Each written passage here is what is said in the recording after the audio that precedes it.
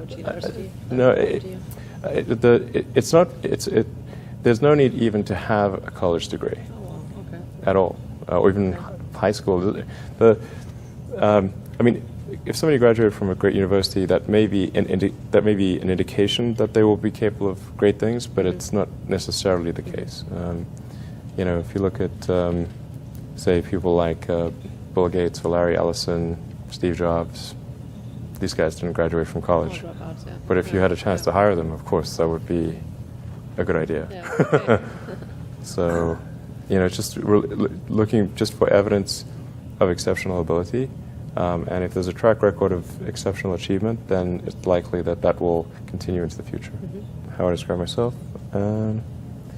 Well, I mean, I seem to have a high innate drive, and that's been true even since I was a little kid. You know, I really had a very strong drive. Did all sorts of risky things when I was a kid that why did I do those things? They're crazy. I care a lot about the truth of things and trying to understand the truth of things. I think that's important. You know, if you're going to come up with some solution, then the truth is really, really important, I think.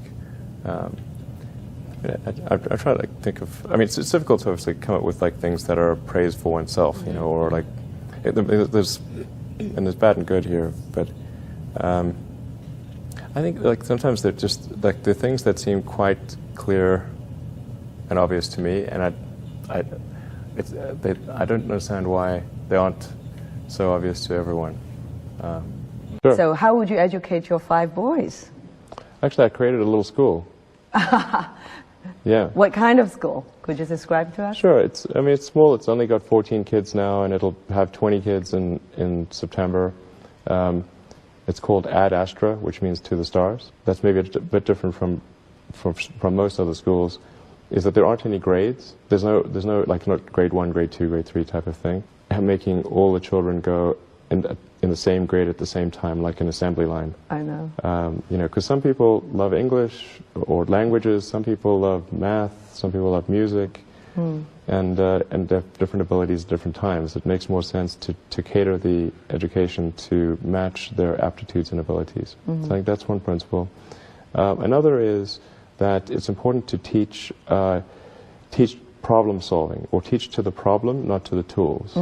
So this would be like, let's say you're trying to teach people about how engines work, or you know, you could start by a more traditional approach would be to say, well, we're going to teach you all about screwdrivers and wrenches, and you're going to have a course on screwdrivers, a course on wrenches, and all these things. And this is a very difficult way to do it. A much better way would be like, here's the engine.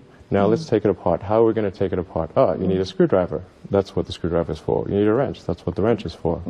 And then a very important thing happens, which is that the relevance of the tools becomes apparent.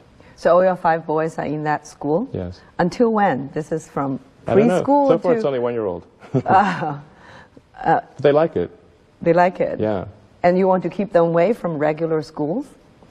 No, I just didn't see that the regular schools, they weren't doing the things that I thought should be done. Like, you know, those 2 principles, they weren't adhering to those principles. So I thought, well, let's see what we can do. Maybe creating a school will be better.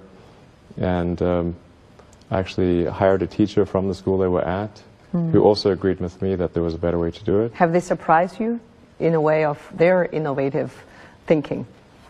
Yeah, it seems to be going pretty well. I mean, the kids really love going to school. I think that's a good sign. You know, I mean, I hated going to school when I was a kid. It was torture. So the fact that they actually think vacations are too long, like they want to go back to school. Wow. Yeah, exactly. That's weird. I know. Age or people like that, what is it you have in common with them?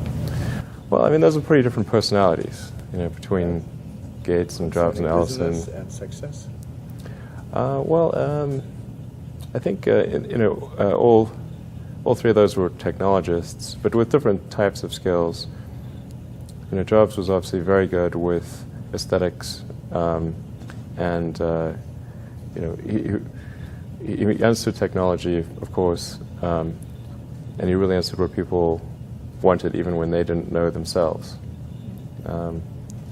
And he was not afraid to break boundaries. But say, like Gates would probably be better at sort of raw engineering and technology than Jobs, but not as good on aesthetics. But I mean, for all of these guys, they're obviously very driven, and they're very talented, and they're able to attract great people to build a company.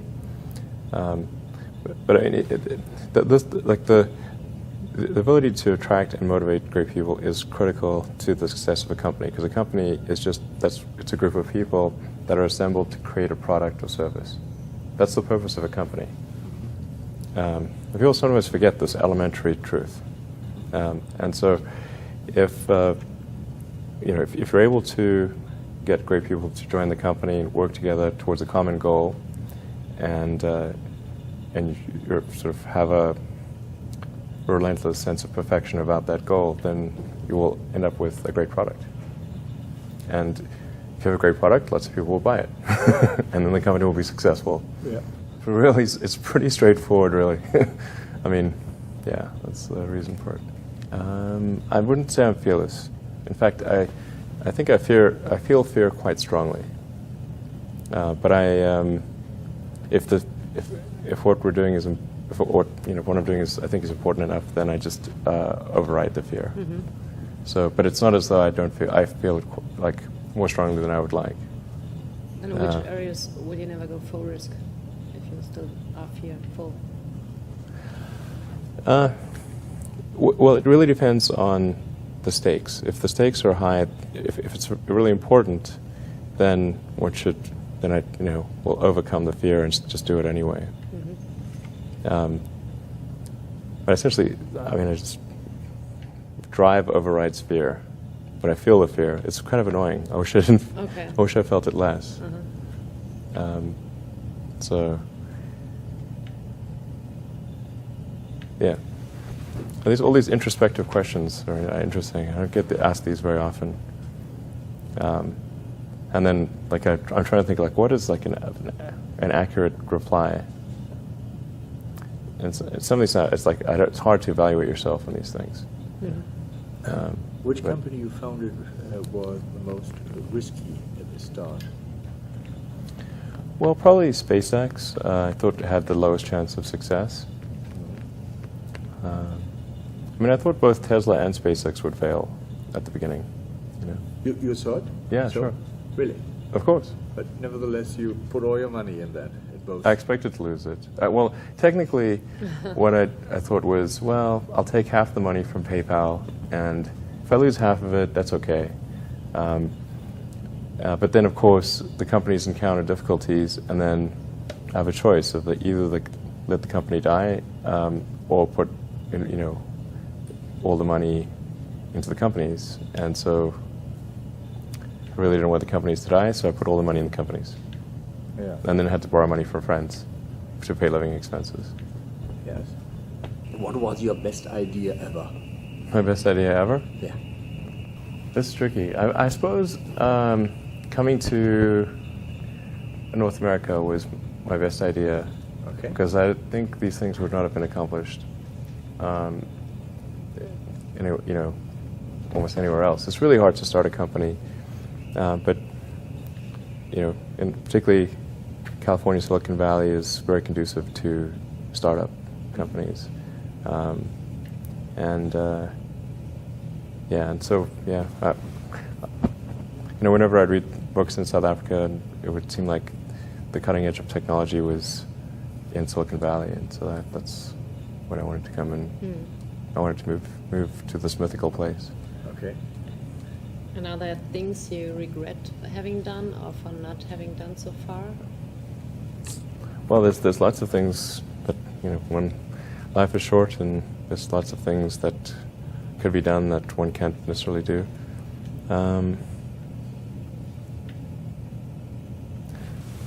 these really are introspective questions. I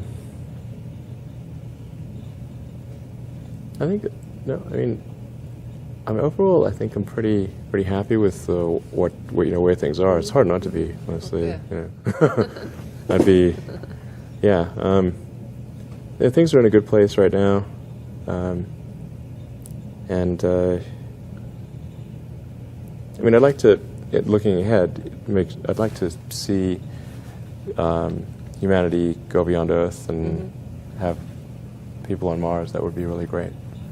And to see widespread adoption of electric vehicles and renewable energy. These are great things. And yeah, I think those would be really, really cool.